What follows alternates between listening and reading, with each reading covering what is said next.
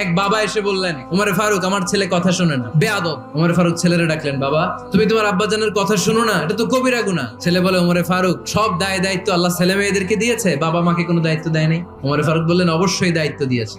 তাহলে বলেন আমার বাবার দায়িত্ব কি? উনি বললেন, প্রাইমারিলি প্রথমত 3 দায়িত্ব। পৃথিবীর প্রতিটি বাবার উচিত ছেলেদের মেয়েদের জন্য ভালো মায়ের ব্যবস্থা করা। 2 নম্বরে সুন্দর তার একটা নাম রেখে দেয়া। 3 নাম্বার তার আল্লাহর কিতাব শিক্ষা দেওয়া। এবার ছেলেকে আমার আব্বা 3টার একটাও করে নাই।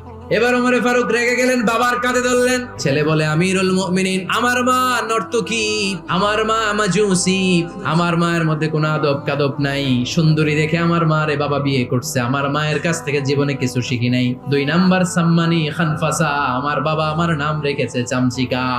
ওয়ালাম ইউআল্লিমনি হারফাম মিন কিতাবিল্লাহ, আমিরুল মুমিনিন শুধু তাই না, আল্লাহর কোরআনের একটা অক্ষর আমার বাবা কোনোদিন আমারে শিক্ষা দেয় না। ওমর ফারুক রেগে গেলেন, এবার বাপের কান্দে দইরা মারতে শুরু করলেন। তুই ফুলার নামে